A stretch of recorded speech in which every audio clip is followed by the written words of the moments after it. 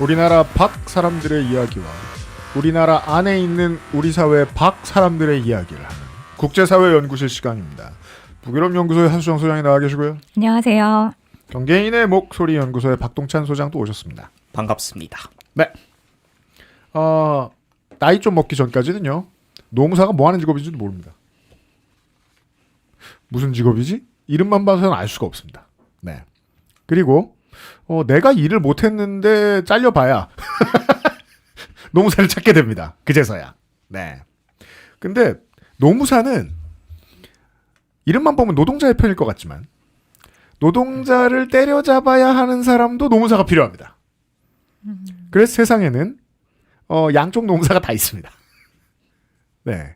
어떤 노무사의 이야기 혹은 노무 업무에 대한 이야기를 박동찬 소장이 준비하였습니다. 모든 직업에는 명과함이 다 있죠. 변호사도 그렇고요. 행정사도 그렇고 사자 달린 사람들은 다 그런 것 같습니다. 네. 사실 아까 좀 일찍 도착해서 이란 얘기를 듣고 있었는데 참 이게 세상이 너무 암담하다는 생각이 듭니다. 중동에선 지금 전쟁과 전란으로 사람이 죽는데 그럼 한국은 안녕한가 했을 때 한국은 일터에서 사람들이 일하다가 죽어나가는 세상이거든요. 사실 통계를 보면 하루에 1명 이상 거의 2명꼴로 노동자들이 죽어나가고 있는데요. 제가 일단 시작에 앞서 최근에 발생한 산재 사고들을 몇 건 좀 소개해 드릴까 합니다. 그래요. 얼마 안 됐습니다. 보름 전입니다. 2월 24일에 대불산단 네. 영암군에 있는 그렇죠. 대불산업단지가 있는데요. 네. 여기서 37살 베트남 노동자가 작업 중에 가스로 질식사합니다. 아르곤 가스는 뭔지 뭐 들어본 적도 없네요. 이게 뭐예요? 네. 그렇죠. 그러고 불과 나흘 만에 역시 대불산단입니다. 2월 28일에 대불산단이 조선업으로 좀 유명한데요. 조선소에서 일하는 35살 캄보디아 노동자가 이 선박의 블록 작업 중에 1톤 무게에 달하는 블록에 깔려서 돌아갑니다. 이주 노동자들의 지금 산재 사망 사고를 이제 연이어 지금 소개해 드리는 겁니다. 네. 그리고 이틀 전입니다. 3월 10일입니다. 경기도 이천에서 발생했습니다. 23살의 베트남 노동자 뚜안. 이분이 자갈 가공 업체에서 대형 컨베이어 벨트에 끼어서 사망합니다. 자갈도 가공 라인이 있죠. 근데 그렇죠. 그건 어마어마한 크기이고 네. 상당한 마력인데. 이렇게 불과 보름 만에 이주 노동자들만 3명이 연이어 산재로 사망했습니다. 지난 15일간의 얘기군요. 그렇죠. 이재명 대통령이 사실 산재 사망에 대해서 새 정부가 들어서고 나서 굉장히 강력하게 엄벌해야 된다, 조치해야 된다고 주장하셨고 거기에서 이주 노동자들의 산재 사망을 제대로 대응하라고 주문하기도 했었는데 네. 그런 정부의 조치가 무색하게 이런 사망 사고가 많이 발생하고 있다는 거죠. 그러니까 이게 그 민주주의 국가 사람 지치게 하는 문제들 중에 하나죠. 네. 독재 국가와 다르게 그 지도자가 뿅 한다고 다음 날 다 없어지진 않아요.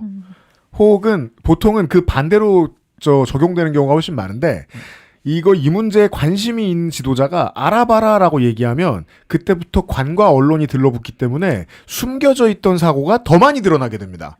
그래서 대중한테는 오히려 더 많이 비쳐요. 그렇죠. 네. 그리고 그래서 이 결과로 요즘 더 많이 보입니다. 네. 저는 그래서 강력하게 자세히 알아보진 않았지만 실제로 이런 일 비일비재하게 있는 것 늘 그랬을 것이다라고 추측합니다. 그래서 제가 좀 우리가 수치, 데이터를 가지고 얘기하면 좀 더 선명하게 볼 수 있을 것 같아서 가장 최신의 데이터를 하나 소개해 드릴까 하는데요.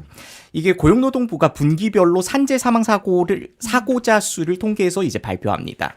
가장 최근 데이터는 2025년 3분기까지 누적 사망자 수가 나와 있는데요. 그러니까 2025년 1월부터 9월까지의 사망자 수가 총 397명입니다. 저희가 지금 보고 있는데 457명입니다. 네네. 457명인데요. 네. 그중에 제가 언급하고 싶은 부분은 내국인이 87%로 397명이고요. 외국인이 60명으로 13.1%입니다. 지금 읽어주신 것과 이 집계 타이밍이 달라서 여러분들이 보시는 표에 다른 숫자가 나와 있긴 하지만 소장님이 말씀하신 거하고 동일한 건 비율입니다. 맞습니다. 외국인이 일하고 있는 비율에 비해서 외국인이 좀 많이 죽어요.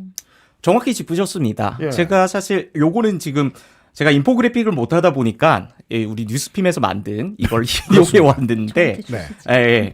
이걸 보시면 거의 지금 2020년부터 2024년까지도 계속 10%, 12%, 13% 이렇게 유지하고 있죠. 그런데 우리가 한국 사회가 굉장히 죽음에 무감한 사회가 됐습니다. 13%? 외국인 이주 노동자가 한 13% 정도 되네? 뭐 그렇거니 하겠지만 여기에는 우리가 굉장히 간과하고 있는 수치가 하나 더 있습니다. 그러니까 이 산재 사망자 중에서 이주 노동자가 몇 명 했는가를 얘기할 때는 반드시 전제되는 숫자가 하나 있어야 됩니다. 그러니까 전체 한국인 노동자 중에서 이주 노동자가 차지하는 퍼센테이지는 얼마냐? 훨씬 적겠죠. 한 3%에서 4%로 이제 추산하고 있는데, 근데 거기에 비해서 사망자 수는 13%에 달한다는 거죠. 그러니까 쉽게 얘기하면 더 위험한 곳에 계시다는 겁니다. 그렇죠. 이걸 가리켜서 우리가 위험의 외주화를 넘어서 위험의 이주화가 발생하고 있다고 지적하고 있는데요.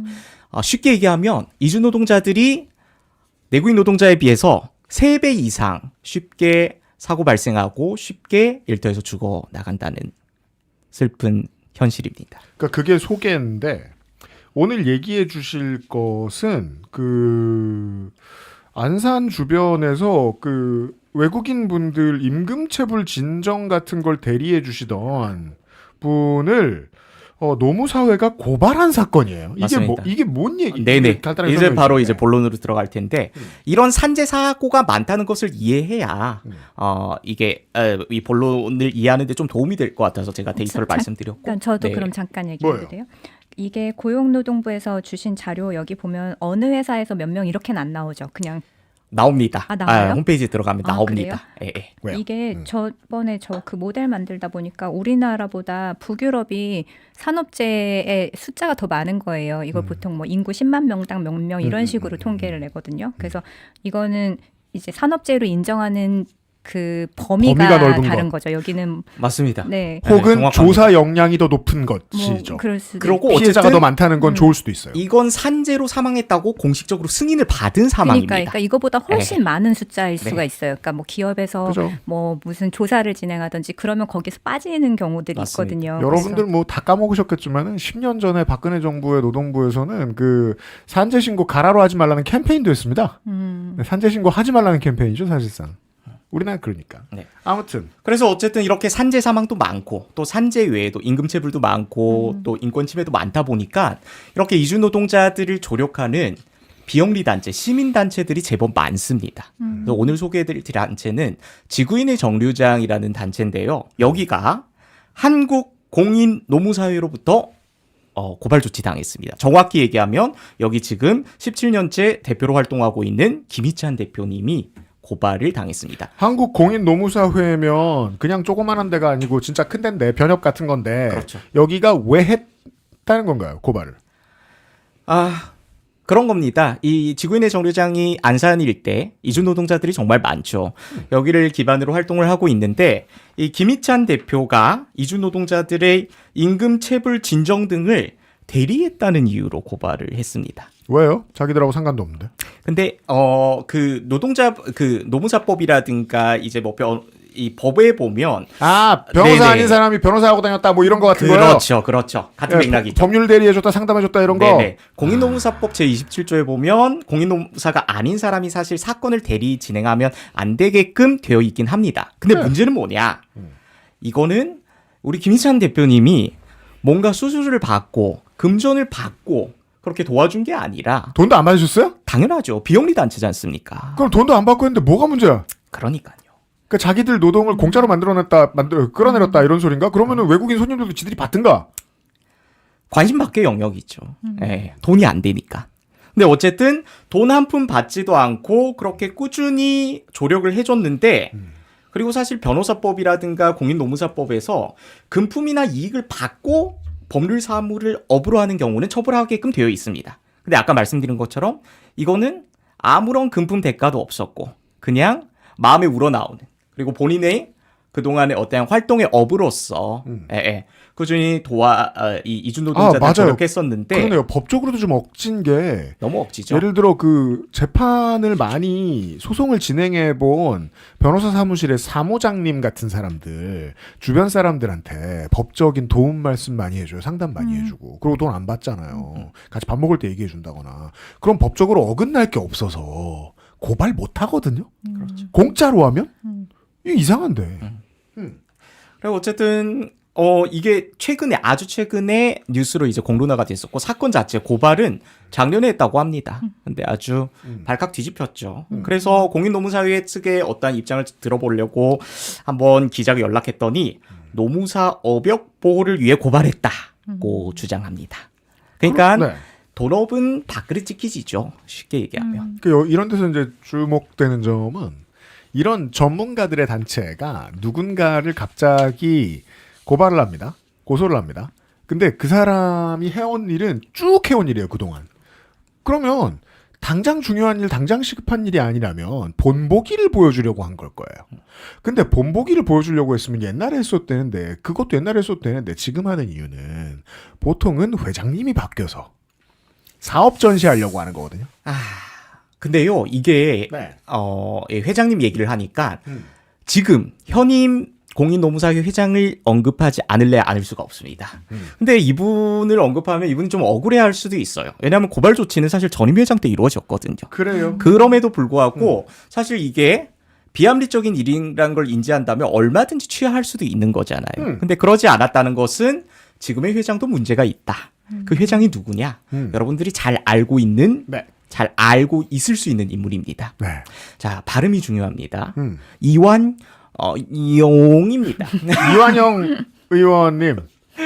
네, 여러분 기억하십니까? 경성의 댄디보이라고 저희 방송에서 불러드렸는데, 일단은 저 세월호 조사 때 졸다가 욕먹은 다음에, 생년상 가지고 뭐라 그러냐라고 화냈던 게 제가 이분에 대해서 처음으로 가지고 있는 기억이고, 이분이 공인노무회장이 되셨다고. 회장에 당선됐습니다.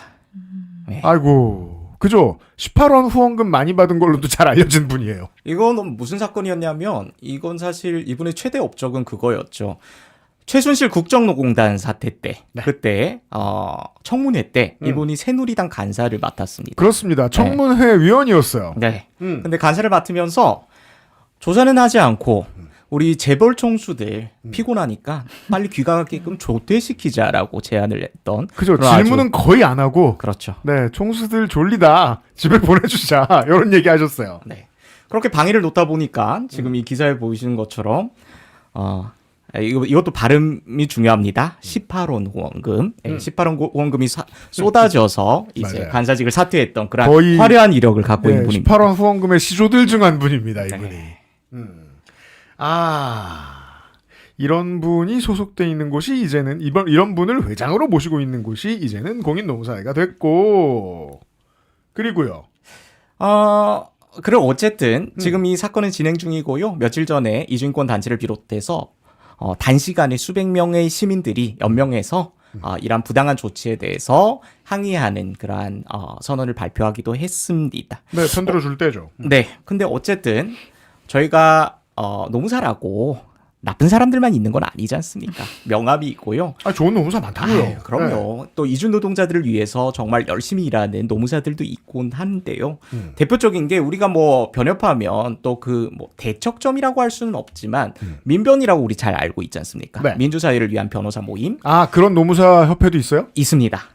잘 알려져 있지는 않죠.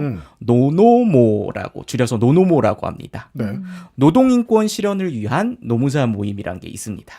예. 정확한 줄임말은 아니지만 아무튼. 노동인권 실현을 위한 정확하죠. 노무사 모임. 예, 그렇구나. 노노모. 노가 두 개가 맞구나. 죄송합니다. 네, 네. 노노모. 이런 게 있다. 네, 이런 게 있는데 이 소식을 접고 이 기사가 나오고 나서 노노모에서는 아주 바로 또 회원들이 입장문을 발표했습니다. 거기서 제가 한 단락을 좀 인용해서 말씀드리자면 업역수호 물론 좋습니다. 그런데 거기에도 정도라는 게 있습니다. 우리가 한 고발이 국밥 한 그릇 더 팔아보겠다고 식당 주인이 무료 봉사 급식소를 찾아와 행패를 부리는 것과 뭐가 다른가요? 그렇죠. 이런 글도 써 있어요. 같은 입장문. 네. 1년 동안 한국에서 산재로 사망하는 이주 노동자는 100명이 넘고 산재 피해 건수는 7에서 9천 건에 달합니다. 체불 임금은 1년에 1,000억 원이 넘습니다. 고용노동부에 공식적으로 집계된 숫자가 이 정도니까 실제 수치는 훨씬 크고 많지요. 이 어마어마한 규모의 시장에서 김희찬 소장님이 침해한 정도가 얼마나 되던가요? 알려진 바로는 빵원이죠. 업역 침해식이나 주장할 만한 수준이던가요? 아니 이 시장은 애당초 노무사들이 들여다보기나 했던 곳인가요? 그래서 너무 신기하다는 겁니다. 들여다본 적도 없는 시장을 빼앗아 갔다며 행패를 부릴 이유는 무엇이냐? 예, 그렇죠. 네. 정말이지 하이디라오가 무료급식도 때려잡는 소리잖아요 이건. 그렇죠. 네.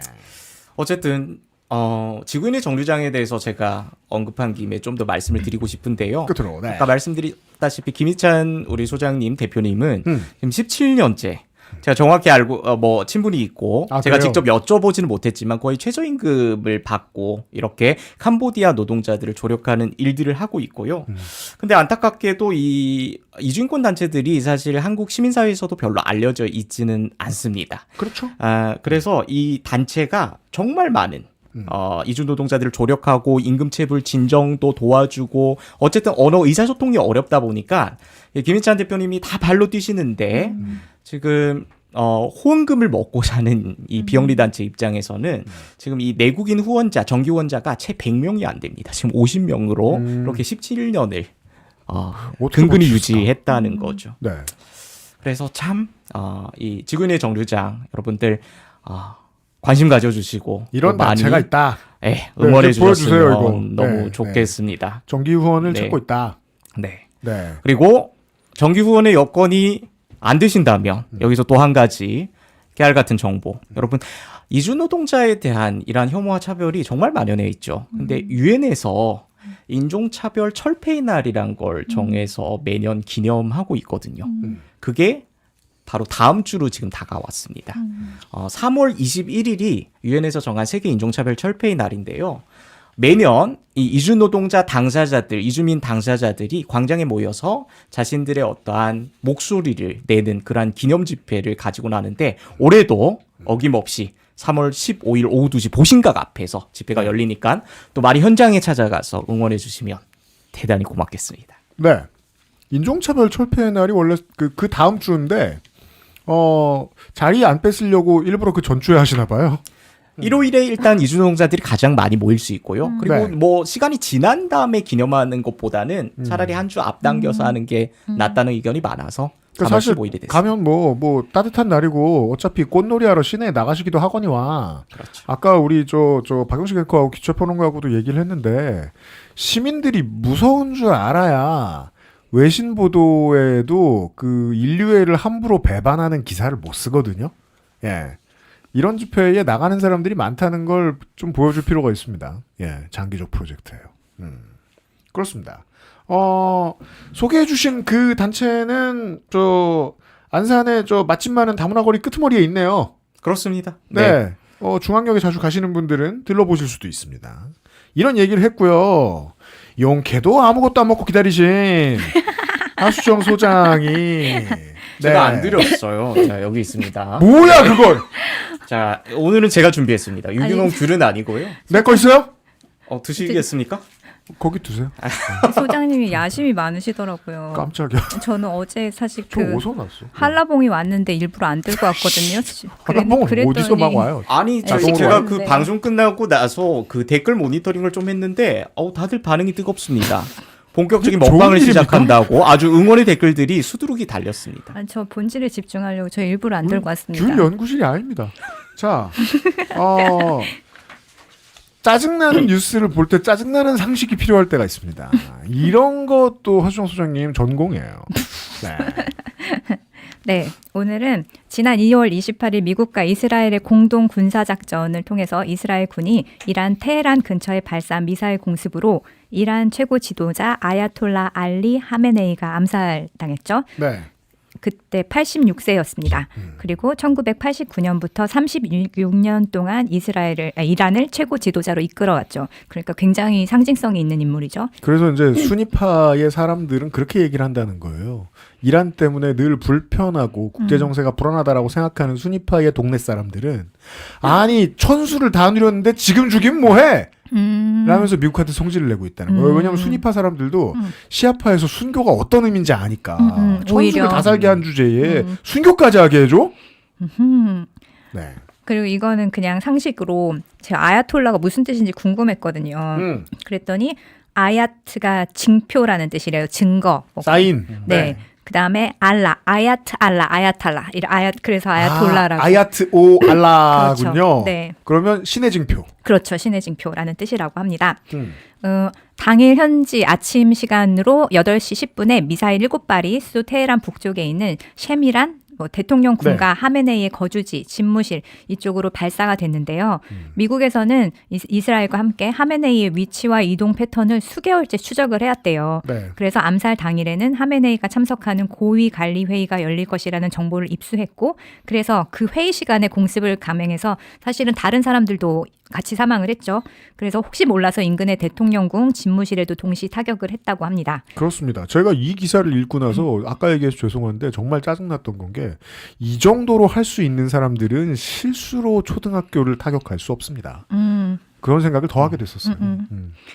뉴욕타임즈가 3월 2일에 쓴 기사에 따르면 이스라엘의 해외 정보국 모사드와 미국의 중앙정보국 CIA가 하메네이가 28일 오전 8시에 집무실에서 고위급 인사들과 회의를 할 것이다. 이 사실을 참석자 리스트까지 전부 다 파악을 하고 있었다고 합니다. 그리고 하메네이가 머무르는 벙커가 사실은 엘리베이터로만 도달하는데 5분이 걸릴 정도로 지하로. 그래서 이렇게 깊대요. 그래서 폭탄이 도달하기 어려운 안전한 곳으로 알려져 있었고, 그리고 재작년이죠. 2024년 7월에 마수드 페제시키안 이란 대통령이 취임식을 했을 때 그 하마스의 정치 지도자 이스마일 하니에가 이제 취임식에 참석을 했는데 이 사람이 표적 암살이 됐었어요. 네, 맞아요. 네, 그래서 그 사람이 있는 방만 딱 터졌잖아요. 네. 그래서 그 정도로 정보력이 뛰어난 곳인데 이곳의 뒤에 있는 게 누구냐? 오늘 말씀드릴 주제는 바로 모사드입니다. 그렇습니다. 모사드의 공식 명칭은 정보특수작전연구소. 모사드가 그냥 연구소라는 뜻이에요. 인스티튜션이라는 뜻인데. 그냥 연구소란 뜻이에요? 모사드는? 섹션처럼, 네. 아. 그래서 1949년에 데이비드 벤 구리온 이스라엘 총리 시절에 창설이 됐죠. 여기 보면 이스라엘을 상징하는 그 7개의 촛대. 그렇죠. 이게 이제 이 모사드의 상징이에요. 모사드의 모토가 있는데 뭐냐? 그 성경의 잠언 24장 6절에 보면 너는 전략으로 싸우라. 승리는 지략이 많음에 있느니라. 이런 구절이 있는데 여기서 이 전략 부분을 속임수로 바꿔요. 너는 속임수로 싸우라. 그러면 전쟁에 승리가 있을 것이다. 이게 모사드의 모토예요. 그래서 아니, 그렇게 성전을 막 단어를 바꿔도 돼요? 국가기관 주제에? 이 나라는 헌법도 없고 헌법 대신 성전 쓰잖아요. 근데 정말로 속임수의 황제라고 할 수 있을 정도인데 이번 작전을 보면서 이제 모사드에 대한 기사와 뭐 이런 것들이 나오더라고요. 모사드가 20여 년 전부터 이란 내부에 현지 정보 요원을 모집했대요. 네. 아까도 그 말씀을 드렸지만 그런 참석자 리스트까지 파악하고 있다는 건 엄청나게 깊이 정보원이 침투해 있다는 뜻이잖아요. 그래서 모사드와 CIA는 정보원을 통해서 하메네이의 거주지, 측근, 피신처 여기 일거수일투족을 수집을 했고 익명의 전 CIA 요원에 따르면 고위급 목표물을 추적할 때는 음식을 어떻게 조달하고 어떤 쓰레기가 나오고 쓰레기를 어떻게 처리하는지까지 다 긁어 모아서 정보의 조각을 맞춘다고 합니다. 그리고 이번에는 이스라엘 테헤란의 교통 카메라를 해킹을 했대요. 그래서 하메네이 집무실 근처에 이제 경호 인력이 있을 거 아니에요. 그리고 운전 기사들이 출근하는 시간, 뭐 떠나는 시간 이런 동선을 계속 실시간으로 파악을 해서 경호원들의 주차 위치를 분석을 했고 이동 경로, 빈도 이런 걸 분석하면서 이제 일정을 파악하는 거죠. 정기적인 회의 일정을. 그래가지고 이제 정보를 구축했다고 하는데. 그러니까 본 아이덴티티에 나왔던 저 액션에 자문을 해준 사람들은 어디 출신일까에 대한 얘기를 듣고 있는 거예요. 지금 우리는. 네. 그래서 이 이스라엘의 정보 당국자가 말을 하는데 나는 테헤란을 예루살렘만큼 샅샅이 알고 있다. 이스라엘에 그러면서 어린 시절 자랐던 동네처럼 나는 테헤란을 완벽하게 파악하고 있으며 이런 경우에는 아주 작은 징후라도 눈에 띄게 마련이다. 그러니까 이제 뭐 무슨 일이 있거나 회의가 있거나 뭐 VIP가 오면은 그걸 딱 눈에 띄는 거죠. 그래서 이스라엘이 집무실 인근 거리에 있는 12개의 이동통신 기지국을 교란을 해서 하메네이의 경호팀이 공습 경고를 제때 받지 못하도록 해서 현장을 무방비 상태로 만들었고 그러니까 이게 그 스파이워크가 요런 지점이 있죠. 안 걸리면 업무인데 걸리면 외교적 결례. 그렇죠. 혹은 전쟁의 구실이잖아요. 그쵸. 근데 우리가 지금 말하고 있잖아요. 음. 따라서 이건 범죄입니다. 그쵸. 범죄 사실 나열이에요. 그렇죠. 네. 그러나 이런 일이 있으면 이스라엘은 절대 여기에 대해서 함구를 해요. 아예 일제 대응을 안 하죠. 근데 제가 이 모사드에 대해서 관심을 갖게 된 거는 2024년에 있었던 사건 때문이었어요. 이 9월 17일에 아마 기억 많이 하실 거예요. 반이스라엘 이슬람 무장단체 헤즈볼라. 헤즈볼라의 근거지 레바논에서 불특정 다수를 겨냥한 무선 호출기 삐삐. 그러니까 수천 대가 갑자기 동시에 폭발을 해서 많은 사람이 이제 사고가 그렇죠. 있었죠. 사용자 다수는 헤즈볼라였고. 그러니까 무슨 뭐 군사 작전을 수행하고 있던 것도 아니고 그냥 뭐 마트에서 장을 보다가 네, 그냥 아무런 게 갑자기 아니라 사람이 다쳐요. 어느 날 왜냐하면 그냥 어느 날 갑자기. 삐삐 같은 건 늘 내 허벅지 옆에 있으니까. 예. 그래서 이게 사건이 난 건데 이걸 어떻게 실행했지? 저는 이게 궁금한 거예요. 왜냐면은 해킹을 방지하기 위해서 가장 아날로그한 기계라고 해서 사놓은 게 삐삐인데 그러니까요. 스마트폰도 아니고 삐삐를 해킹을 어떻게 하지? 그러니까요. 그래서 이 모사들을 막 집중적으로 파헤치기 시작했거든요. 그리고 이때 이게 너무 끔찍한 사건이었어요. 왜냐하면 사상자 다수가 중상을 입었는데 이때 레바논 병원 100군데가 넘는 곳이 응급환자로 막 정말 아우성이었는데 아비규환이었는데 특히 안구 적출 수술을 굉장히 많이 해야 했었대요. 왜냐하면 메시지를 확인할 때 터뜨렸기 때문에 쳐다보니까. 눈 가까이 있을 때 터져. 그리고 또 아이들도 사상자 중에 있었는데 왜냐하면 뭐 삐삐 울리면 아빠 갖다 주거나 그죠. 이렇게 하면서 아이들도 많이 다쳤었기 때문에 도대체 이걸 어떻게 실행했지? 저는 그게 너무 궁금하더라고요. 거기다가 이 삐삐의 제조회사가 대만 회사였거든요. 그래서 그 추적 기사가 나오다 말고 다들 어려워했죠. 네. 왜 대만이야 갑자기? 네. 그러니까 이게 그래서 근데 이거를 또 집요하게 하는 그런 언론사가 있어요. 뉴욕타임즈를 비롯해서 뭐 독립 언론들도 있고. 그래서 이 사건 당일에 레바논 전역에서 폭발한 이 삐삐가 골드 아폴로라는 대만 브랜드의 호출기였는데 이 골드 아폴로에 문의를 해본 거죠. 이거 호출기 너네가 만들었냐? 그랬더니 우리 브랜드는 맞는데 이게 유럽의 어떤 제조업체가 로얄티를 내고 브랜드 사용료를 내고 위탁 생산을 했다. 아, OEM 같은 거죠. 그래서 그 회사가 헝가리 부다페스트에 있는 BAC 컨설팅이다. 이렇게 얘기를 했대요. 그래서 대만에서 생산된 것이 아니라는 것은 일단 확인을 했죠. 네. 그리고 헝가리에서 위탁 생산된 것이고 그리고 이 위탁 생산을 담당한 회사 BAC 컨설팅은 2022년에 설립이 됐고 공장의 위치는 알려져 있지가 않았어요. 네. 그래서 딱 보면은 그냥 헝가리 내 삐삐 중개 생산을 담당한 평범한 회사처럼 보였지만 이 BAC의 가장 큰 고객이자 거의 유일한 고객이 헤즈볼라였죠. 그 여기서부터 좀 어려워진단 말이에요. 삐삐 회사를 22년에 창업한 것도 어색하고. 그러니까요. 네. 근데 헤즈볼라 여기서 또 누구를 고용했냐면 헤즈볼라의 무전기 같은 거를 거래하는 중개인이 있는데 어떤 여자인데 이 사람을 이 회사에 고용을 했어요. 그러니까 이제 우리랑 이미 거래했던 사람이야. 그러니까 헤즈볼라에서는 약간 의심을 늦춘 거죠. 그리고 삐삐 공급자 자체가 많지가 않았기 때문에 이제 별로 선택의 여지가 없는 상황이었어요. 지금 다 휴대폰 쓰지 삐삐 안 쓰니까요. 그랬는데 또 마침 이 회사가 나름 거의 유일한 공급자인 것처럼 하면서 홈페이지도 있고 유튜브에 막 광고도 나오고 막 SNS에 이용 후기도 있고 그래가지고 되게 괜찮은 삐삐 회사 같이 보이는 거예요. 알고 보니 이것도 다 위조였어요. 아, 이용 후기며 이런 것도 몇 년 전부터 계속 이렇게 홈페이지도 만들고 유튜브에 막 이거 사용 후기 뭐 이런 것들도 올라오는데 이게 다 미리 준비한 거였어요. 수년 동안. 삐삐 폭탄 피싱이라고요? 그래서 이 사실상 BAC가 이스라엘 정보 당국의 그 공작을 수행하는 역할을 했었고 평상시에는 일반 업체처럼 주문을 받고 정상적으로 뭐 아주 소수긴 하지만 제품을 제조했는데 기회를 계속 엿보다가 헤즈볼라가 주문을 넣으니까 이 배터리 사이에 아주 얇은 플라스틱 같은 필름 형태의 탄약을 넣어서 무선 호출기를 제작을 했고 이게 특정 메시지를 수신해서 확인 버튼을 누를 때 폭발을 하도록 설계를 해놓은 겁니다. 대한노무사의 얘기 먼저 하길 잘했네요. 아, 진짜 무서운 조직이네요. 너무 네. 무서워요. 네. 근데 제가 모사드 하면 저도 아는 척할 게 딱 하나 있습니다. 뭔데요? 제가 또 사회학도지 않습니까? 아 예. 우리 한나 아렌트가 쓴 어, 명저 나옵니다. 에루살렘의 아이히만. 그 네. 아이히만 잡아온 사람들이 모사드죠. 모사드. 그렇죠. 예. 그렇죠. 그렇게 해서 1960년에 도피 생활을 거의 남미로 갔는데. 네. 아르헨티나에서 했던 것 맞아요. 같은데요. 아르헨티나 가서 잡아옵니다. 잡아왔던 게 이 모사드인 걸로 맞아요. 기억하고 있습니다. 맞아요. 네.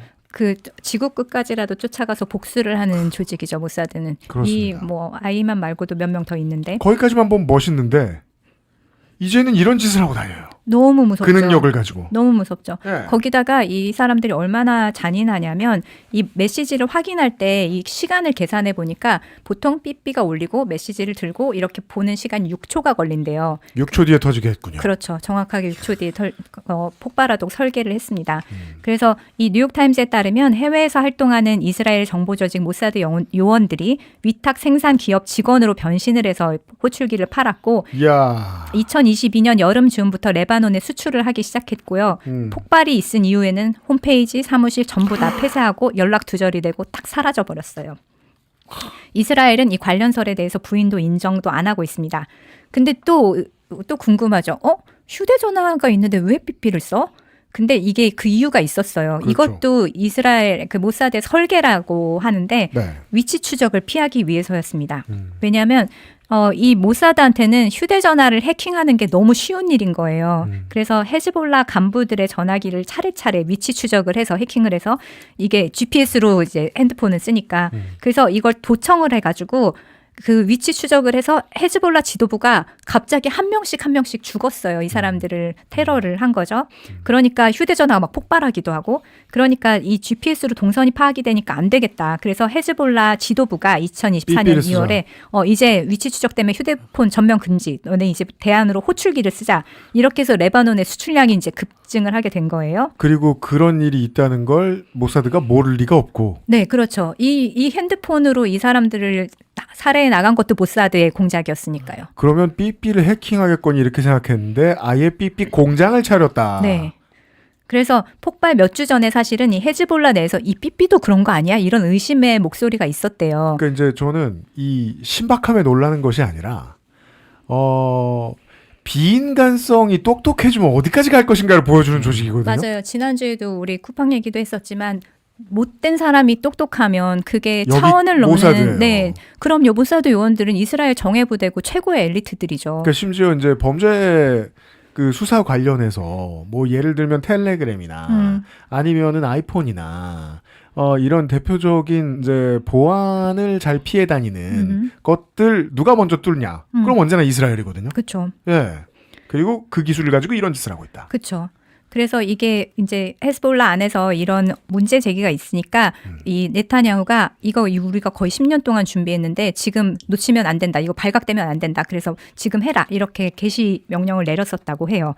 이제 한 독립 언론사에 따르면. 네. 그리고 이제 이거 말고도 또 하나 저는 이 모사드를 조사를 하면서 무서웠던 사례가 하나 있는데 그게 뭐냐면 2020년에 이스라엘 모사드가 감행한 이란 핵 과학자 모흐센 파크리자데 암살 사건이에요. 거의 몇 년 전 얘기인데. 네. 네. 근데 이때가 이 사건이 왜 인상적이냐면 AI 로봇을 살상에 동원한 최초의 사례이기 때문입니다. 아니 2020년인데. 2020년인데. 그래서 지금도 사실 AI 로봇을 전쟁에서 어떻게 활용하는지 아직까지 피지컬 로봇을 활용하지는 않잖아요. 뭐 의사결정이든 뭐 이런 거에 쓰긴 하지만 뭐 타깃을 잡는다던가. 근데 이때 이미 사용을 했어요. 그래서 이 사건이 너무 무서웠는데 2020년 11월에 파클리자데 박사가 이란 수도 테헤란 인근 이 사람은 굉장히 이 핵 개발로는 굉장히 유명한 사람이래요. 이란의 오펜하이머라고 불립니다. 맞습니다. 네. 그래서 테헤란 인근의 한 시골 도로에 승용차를 몰고 가다가 유턴을 하려고 딱 멈췄어요. 근데 옆에 주차된 픽업 트럭에서 갑자기 집중 사격이 쏟아진 거예요. 이 박사를 향해서. 그래서 이 사람이 죽었는데 이때 누가 총을 쐈냐? 로봇이 쐈어요.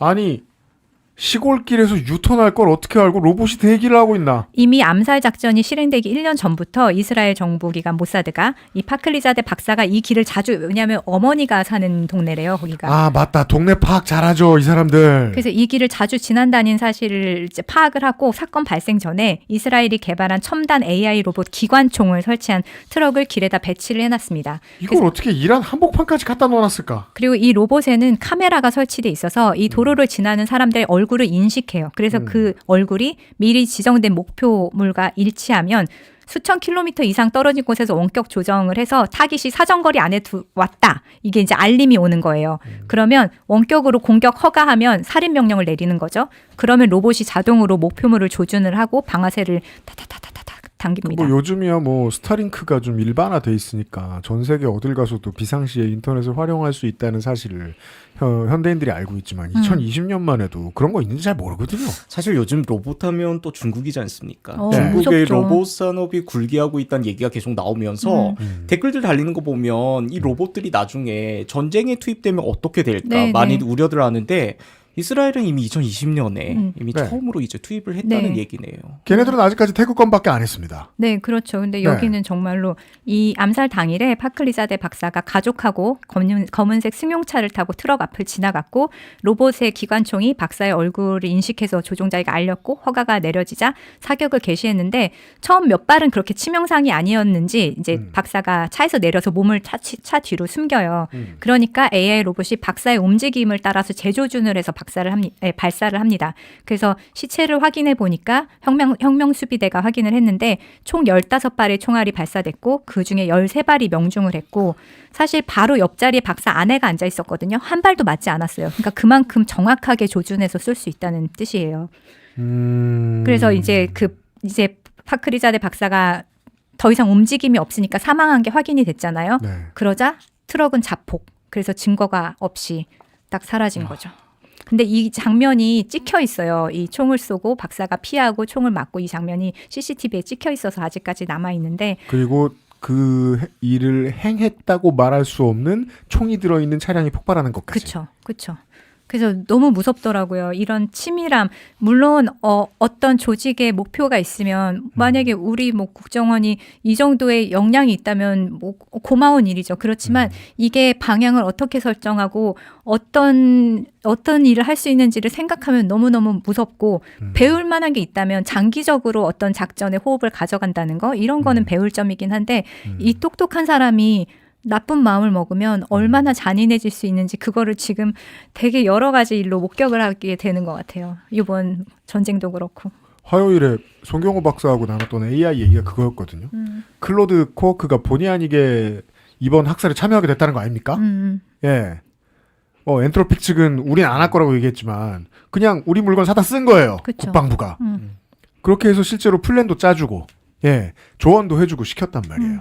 그래서 이제 송영호 박사하고 저하고 그때 의심했던 거는 만약에 클로드가 나름의 헌장을 수호하려고 해서 이건 민간인을 죽이는 일이야. 이 외국 지도자를 죽이는 일은 나는 할 수 없어라고 거부할 수 있었을까? 아니다. 인간이 다른 방식으로 돌아서 시켰겠지. 다른 플랜을 줬겠지. 예. 어디에 미사일이 투하되는 작전 계획을 짜줘. 이게 몇 월 며칠까지 이루어진다면 이 문제에 대한 시뮬레이션을 연구해줘. 라고 하는 건 도와줄 거 아니에요, 무조건. 이렇게 우회해서 AI를 속이는 건 할 수 있겠죠. 그렇겠죠. 명령을 내릴 때 뭐 몇 명까지는 괜찮고 뭐 어디는 괜찮고 뭐 이렇게. 그러니까 결론이 쉬워지더라고요. 결국 인간이 저지른다. 그렇죠. 예. 다만 그 뒤에 비겁하게 숨어 있을 수 있는 여지가 생길 뿐이죠. 예, 그게 요즘 외교에서 자꾸 강조하고 이야기하는 각자 도생의 의미더라고요. 기술은 하늘 끝까지 올라가서 모든 인류를 한 번에 척살해버릴 수 있을 때까지 올라갔는데 그 버튼을 쥐고 있는 건 여전히 인간이다. 그러면 그 인간들 중에 착한 사람을 뽑자는 대의고 예, 베냐민 네타냐후가 계속 장기 집권을 하면 모사드는 저렇게 아무렇지도 않게 누굴 막 죽일 테니까 저런 정치 세력은 계속 나올 테니까. 그러면 우리는 그러니까 디테일한 걸 짤 수도 있어요. 시온주의와 싸우고 뭐 반유대주의자들과 연대해서 인류에 대한 이야기를 좀 더 해보고 많은 걸 말할 수 있어요. 하지만 저들의 지금 실행력을 막을 수는 없죠. 예. 그 문제를 보여주셨습니다. 네. 옛날에는 모사드가 기술이 없어서 할 수 없던 것들이 있을 거예요. 네.